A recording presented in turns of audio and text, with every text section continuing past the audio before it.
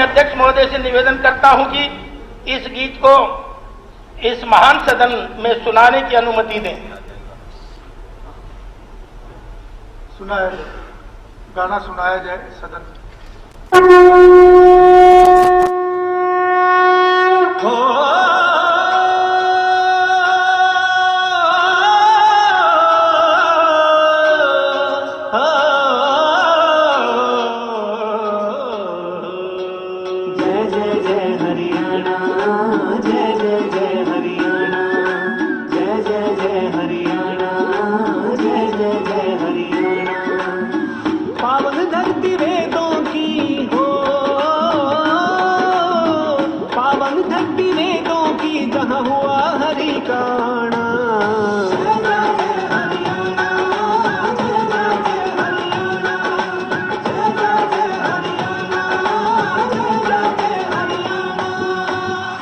ज्ञान धरोहर इसकी महाभारत इतिहास, मुकुट शिवालिका धार अरावली यमुना बहती पास, मौज मनावे कार्तिक नावे पूरी मन की आस, सरस्वती के अमृत रस का यही सदा है वास, सादा जीवन सादा बाणा हो,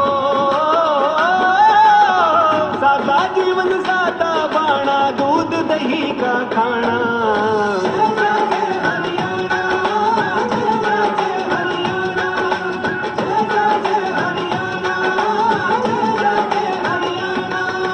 छैल छबीले मर्द निराले सुंदर शानी नार, होली दिवाली ईद गुरुपुरब मनते तीज त्योहार, भाईचारा जग से न्यारा बढ़े प्यार में प्यार, दिन दूना और रात चौगुना शिक्षा और व्यापार, बजते डेरू ढोल नगाड़े हो,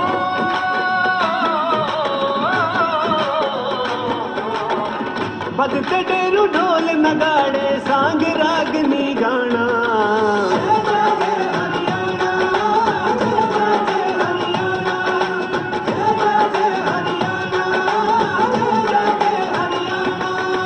उपजाते हैं फसल सुनहरी खेतों बीच किसान, खेल खिलाड़ी मेडल लाकर करे देश का मान, सीमाओं पर हरदम चौकस यहाँ के वीर जवान, छोटा सा परदेश देश की अजब निराली शान, अतिथि देव भव है यहाँ हो, अतिथि देव भव है यहाँ, सेवा धर्म निभाना।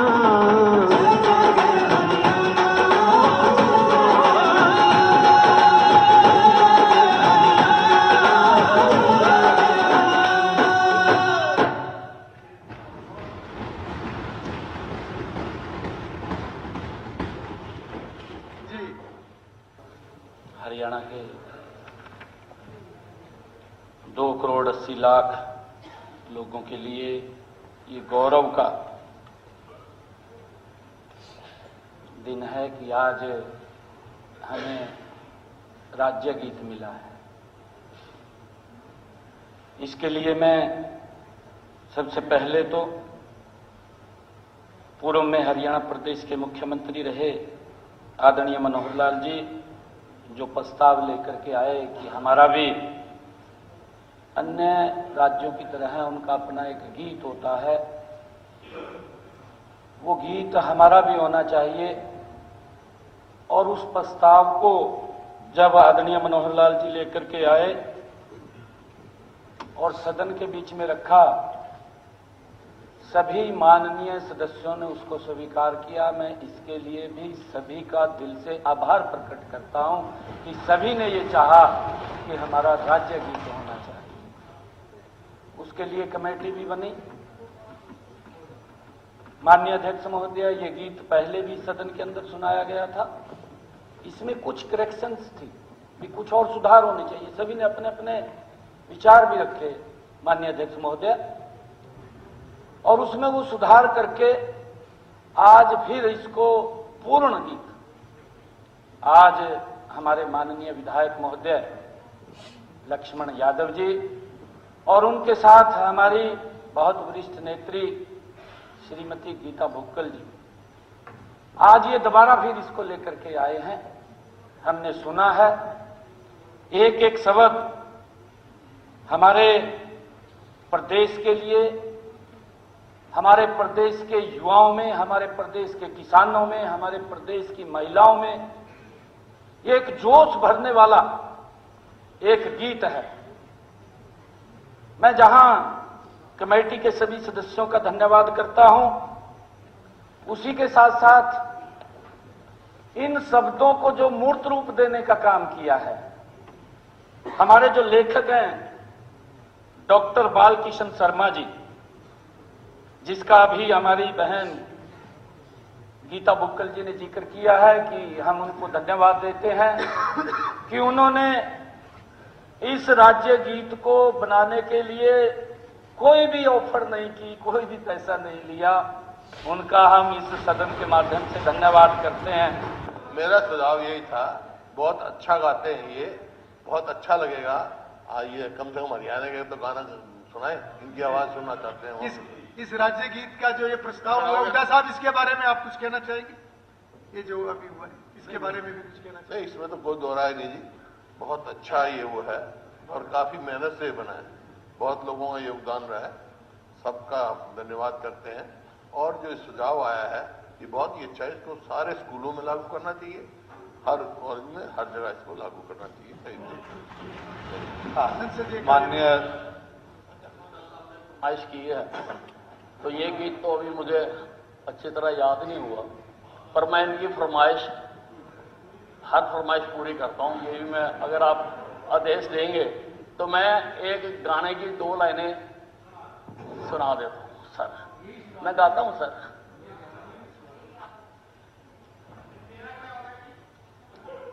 वो आपका नंबर भी आएगा, हुड्डा साहब ने फरमाइश करती ना, तो हम किसी को भी इसमें वो निराश होकर नहीं जाना। तूफान हूं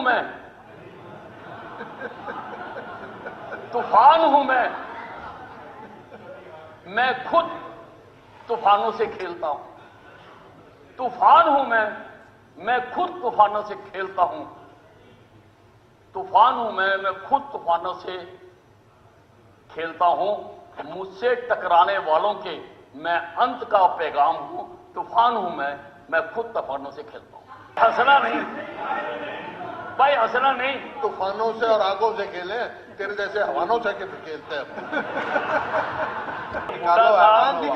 हुड्डा साहब जब भी मुंह खोलते हैं तो कुछ ना कुछ गांधी निकालते हैं। निकाल दिया। विद साहब प्लीज। माननीय मंत्री जी ने कहा कि जो नया बस अड्डा करीबन 2014 में ये बना था सर, और 37 एकड़ भूमि पर बनाया गया, जिसमें बस स्टैंड के साथ साथ एक वर्कशॉप का भी प्रोविजन है। माननीय मंत्री जी, अगर पीने का पानी, जल भराव नहीं होता, गंदगी के ढेर नहीं होते तो मैं ये प्रश्न भी नहीं लगाती। मैंने जस्ट अभी, वैसे फोटोग्राफ्स बनवा भी रखे हैं, जस्ट अभी मंगवाई हैं। बद से बदतर हालात है। फायदा सिर्फ एक ये हुआ कि जब ये प्रश्न लगाया तो सफाई वाले भी पहुंच गए, साफ सफाई करने लगे। मेरा आपसे अनुरोध है, यहाँ पर अच्छे ढंग से पीने के पानी की व्यवस्था सुनिश्चित करें। मुझे खुद ड्राइवर्स, कंडक्टर्स और वहाँ के लोग ही मिले और मैंने स्वयं भी जाकर देखा है। और उसके साथ साथ टॉयलेट्स की बहुत बुरी हालत है, साथ साथ में जो महिला शौचालय उनकी। तो मेरा अध्यक्ष महोदय, 37 एकड़ में बना हुआ ये बस स्टैंड है, जो मेन गेट से लेकर है बाहर तक इतना डिफेस है, इतनी बुरी हालत है। जब प्रश्न लगा तब उसके बाद ये कहा गया कि ये ट्रांसपोर्ट की बजाय जो बाहर की जमीन है वो म्युनिसिपल कमेटी की है। तो उसके बाद वहां पर सफाई कर्मचारी लगाए गए। 2-2 फीट के गड्ढे हैं, पानी भरा रहता है, गंदगी के ढेर लगे हुए। तो कृपया करके आप संज्ञान लें। और इस तरह की जो इन्फॉर्मेशन दी गई है, तो मेरी आपसे अनुरोध है कि वहां पर जो है ड्राइवर्स के लिए, कंडक्टर्स के लिए, सभी की सुविधा के लिए प्रॉपर रेस्ट रूम, उसकी भी फोटो है। एक कमरे में गद्दे भरे हुए, उस पर ताला लगा हुआ है, बदहाल स्थिति है, उसको कृपया आप ध्यान देने का काम करें। आपको भी मिले, यात्रियों को भी मिले, वहां पर साफ सफाई हो, बिल्कुल एयरपोर्ट की तरह हम साफ सफाई करना चाहते हैं। मैंने विभाग को कहा है कि साफ सफाई करने के लिए सब स्थानों पर वैक्यूम मशीनें इस्तेमाल की जाएं, जिससे उनकी साफ सफाई की जा सके। सर, खाने पीने के सामान के लिए भी हम बहुत गंभीरता से सोच रहे हैं और हमने एक प्रपोजल बनाकर भेजी है कि अगर टूरिज्म विभाग, अभी हमने पायलट प्रोजेक्ट के तौर पर कि अगर चाहे तो हम वहां पर जो गंदा मंदा सामान बिकता है, मैं यात्रियों को नहीं खिलाना चाहता सर। बड़ी लंबी दूर दूर की बसें चल रही हैं, मैं डुप्लीकेट पेयजल नहीं पिलाना चाहता सर। मैं चाहता हूं कि वहां पर ठीक पेयजल मिले, स्टाफ को ठीक खाना मिले, स्टाफ के रहने की व्यंजन। मुझे लेट मी स्पीक, आपको मुकम, आप जो पहले बहुत बोल चुके मैडम, अब पहले बहुत बोल चुके कि यात्रियों को भी और स्टाफ को भी अच्छा खाना मिले। अगर किसी कारण से टूरिज्म के साथ ना हो सका तो मैंने ये भी कहा है कि जैसे रेल डिपार्टमेंट सारे हिंदुस्तान में यात्रियों को कॉर्पोरेशन बना के अच्छा खाना मुहैया कराता है, उसका अध्ययन किया जाए और पॉसिबल हो तो हम भी ऐसा बनाए ताकि लोगों को अच्छा खाना मिले, टॉयलेट भी अच्छी तरह साफ हो। सर मैं आपको बताना चाहता हूं कि मैं परिवहन विभाग को परिवहन विभाग बनाना चाहता हूं। अध्यक्ष महोदय, ये जो मेरी मांग है माननीय मंत्री जी के, अध्यक्ष महोदय मेरी जो ये मांग है मैं आपके माध्यम से माननीय मंत्री जी से पूछना चाहता हूं।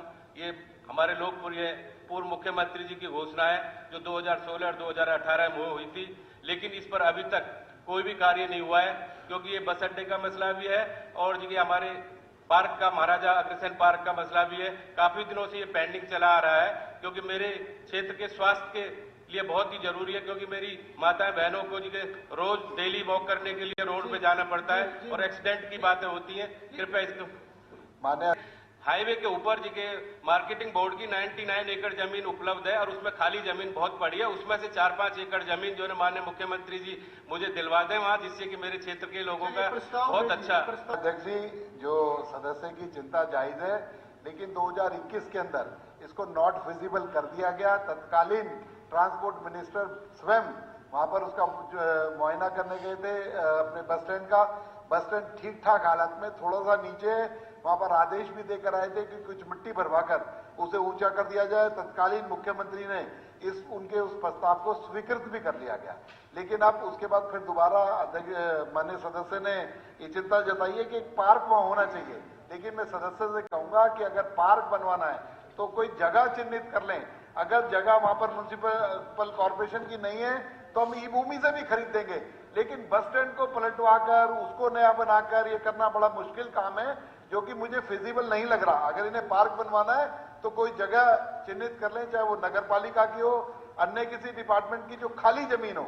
और नहीं तो माननीय मुख्यमंत्री जी से कल चर्चा भी हुई थी कि भूमि पर डालकर हम खरीद भी लेंगे। सदस्य से पूछना चाहूंगा, जो हाईवे पर जमीन बता रहे हैं, क्या उसके अंदर पार्क बना दे, क्योंकि शहर से बहुत दूर होगा, क्या वो फिजिबल होगा? ठीक है। Sir, we seek to draw the attention of this March House towards a matter of urgent public importance regarding the dangerously poor air quality index, that is AQI, in Haryana across 24 cities situated in and around the national capital region, and the state's significant lapse in data collection and reporting. According to the Center for Research on Energy and Clean Air, 21 of these 24 monitored cities failed to capture sufficient pollution metrics, with over 80% of winter monitoring days yielding no usable data at all, concealing the true scope of pollution and hampering remedial strategies. Where data was gathered, mainly in Gurgaon, Faridabad and Charki Dadri, pollution levels exceeded WHO standards for particulate matter 2.5 on 100% of these days.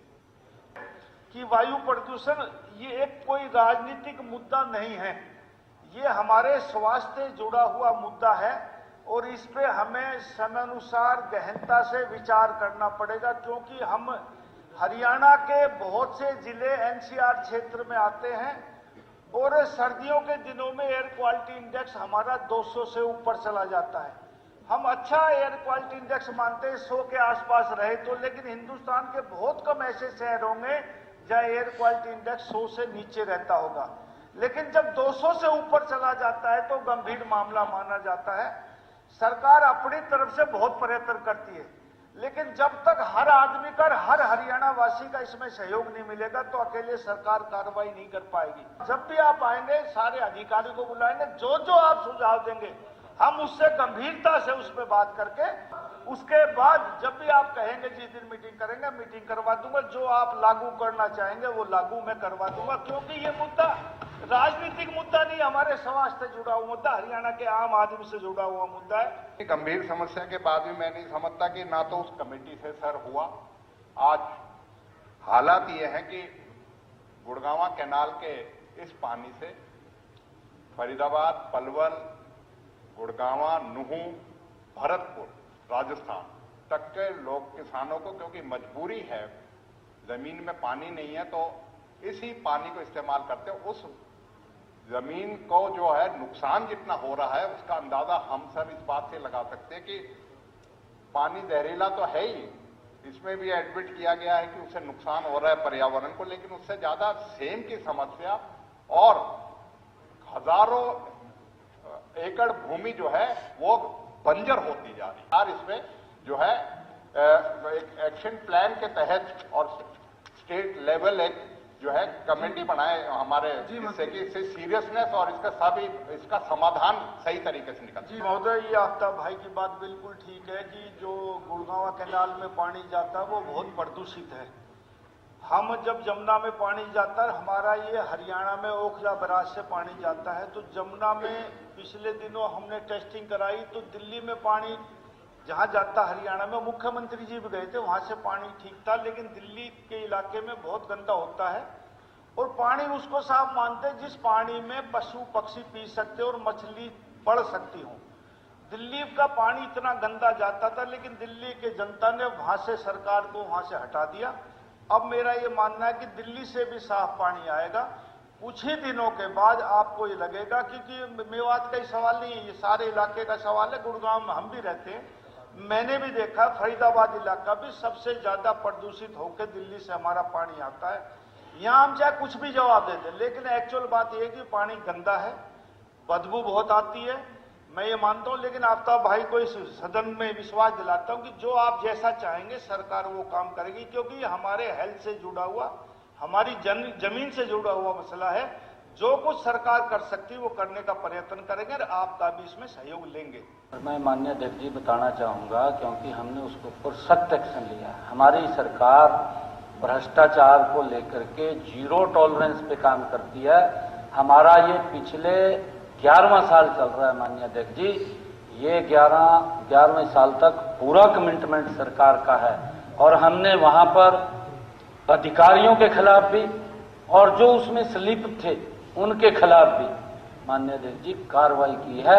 भ्रष्टाचार को लेकर के ये सरकार, कादयान साहब, zero tolerance पे काम करती है, किसी को कोई बख्शने का सवाल नहीं है। मैं आज भी ये बात कर, आपने दिया उसकी जांच चल रही है, आपने जो लिख करके दिया है आप अधिकारियों से पूरी जानकारी ले सकते हैं, उसकी जांच चल रही है और जब वो तथ्य हमारे सामने आएंगे कोई नहीं बचेगा। और ये इतना सिंप्लीफाइड नहीं है जो बात की जा रही है, और जो सरकार ने जवाब दिया उससे हम संतुष्ट नहीं है। एक तरफ तो कह रहे हैं हम उनके वारिस क्लेमेंट है, सक्सेशन एक्ट देखो आप, सक्सेशन एक्ट ये है अगर वारिस नहीं है तो हरियाणा सरकार मालिक है, अब मालिक बनो उसको ताकि औरों से पीछा छूट जाए, लेकिन एडमिनिस्ट्रेटिव पावर किसी और को दे देंगे, ये मंजूर नहीं है। ये हाउस को आश्वासन दो, हरियाणा गवर्नमेंट कभी किसी को नहीं देगी, तो ठीक है कब्जा करो उसको, 100 उसमें अटैच करो, अटैच कंट्रोवर्सी है, अटैच करने में क्या प्रॉब्लम है? सदन में कह चुका कि हम इसका प्रबंधन करेंगे। मंत्री जी एक बार उनका पूरा होने दो। जी एक है ये दो, और अटैच करो उसको, अटैच क्यों नहीं करती सरकार, क्यों नहीं कब्जा करती उसको, कब्जा करो जी उठा मैनेजमेंट कब्जा करने का मतलब। मैंने सदन में पहले भी कहा हमारा इसको खुद करने का सरकार का कोई इरादा नहीं, सरकार इसका मैनेजमेंट करेगी, प्रबंधन करेगी, किसी दूसरे को ट्रांसफर, आप सुनने दो ना, किसी तीसरे को ट्रांसफर सरकार नहीं करेगी। बस बात खत्म होगी। ठीक ठीक, लाने की जरूरत नहीं थी, बिल लाने की जरूरत नहीं थी, सरकार एम्पावर्ड है। मैं क्यों हाउस को लगा रहे आप, करो अटैच करो, बिल लाने की क्या जरूरत पड़ेगी थी, बिल लाने की क्या जरूरत पड़ेगी, बिल लाने में कोई दिक्कत होगी क्या? हम संतुष्ट नहीं है। माननीय अध्यक्ष जी, राज्य सरकार इस बारे में नियम बना सकती है, ये कॉन्स्टिट्यूशन एंड चैरिटेबल इंस्टीट्यूट जो 28वें नंबर पर है हमारे संविधान के अंदर। स्टेटस लिस्ट के पहले नंबर पर पब्लिक ऑनर है और सेक्शन रजिस्ट्रेशन एक्ट की धारा 30(2) के तहत राज्य सरकार को एडमिनिस्ट्रेटर लगाने का अधिकार है। जमीन हरियाणा में है, मैंने बताया है माननीय अध्यक्ष जी, जमीन हरियाणा में है। यदि माननीय मेंबर के संज्ञान में कोई कानूनी अड़ंगा है तो वह स्पष्ट बताए, अगर कोई आपको कानूनी इसके अंदर लग रही है तो। ऑनरेबल स्पीकर सर, इन बातों को तो हो गया कि इस विधानसभा को पावर नहीं है। अब आता हूं जी, नहीं, एक मिनट बत्रा जी, मैं कह रहा हूं माननीय अध्यक्ष जी गलत, एक मिनट बत्रा जी, एक मिनट बत्रा जी, ये स्टेटमेंट क्या है आपकी? आप क्या कहना चाह रहे हैं? राज्य भी कर सकता है। आप क्या कहना चाह रहे हैं? आप बहुत बड़े वकील आई नो, बट क्या कहना चाह रहे हैं आप? नहीं, विधानसभा को पावर नहीं है। What do you mean by this? विधानसभा को स्पष्ट करें आप, संविधान साहब स्पष्ट करें, ये क्या क्या कह रहे हैं? ऐसा नहीं है, कुछ भी कह दोगे? नो, एक मिनट, इस विधानसभा कह दोगे ऐसा नहीं है। इस विधानसभा हर बात में शोर मचाना या कुछ भी रेलेवेंट बोलना, गलत बोलना, no, I will not allow this. मैं कोई आप विधानसभा और संविधान के ऊपर प्रश्न चिन्ह लगा रहे हैं। कोई बात है तो बताइए, मैं इसको आगे बढ़ाऊंगा अभी जी। एक बात आपके माध्यम से मैं पूछना चाहता हूं, 145 में अटैच करने में कोई प्रॉब्लम है? लीगल समस्या है? उन्होंने अपना जवाब दे दिया, नई बात है तो बताएं। 145 में अटैच करेंगे कि नहीं करेंगे? मान्य अध्यक्ष जी, 145 में अटैच करें, हम संतुष्ट हो जाएंगे, ताकि सरकार की प्रॉपर्टी सरकार के पास रहे। सक्सेशन एक्ट में बनेगी, हरियाणा गवर्नमेंट ये ओनर होगी। आए हैं और ये पहले तो इस प्रकार के शब्द कहे गए कि आज ही आ गया, आज ही नहीं आया। 4 दिन पहले तो नोवा पोर्टल के ऊपर आ गया था मान्य अध्यक्ष जी, 4 दिन पहले आ गया था और माननीय सदस्यों ने इसको पढ़ा है। और अब ये कहा कि केंद्र के नियमों को आप उनको बाईपास करेंगे। मैं माननीय सदस्य को बताना चाहता हूं कि जहां कहीं राज्य एवं केंद्र के कानून में कोई कंफ्लिक्ट आता है, वहां राज्य का कानून माननीय राष्ट्रपति जी के लिए रिजर्व कर दिया जाता है। कोई भी अगर आएगा, हम विधानसभा के अंदर यहाँ करेंगे तो उसको हम रिजर्व कर लेंगे। उसके अंदर कोई भी ऐसा निर्णय नहीं है जो इस केंद्र के कानून को हम बाईपास कर देंगे।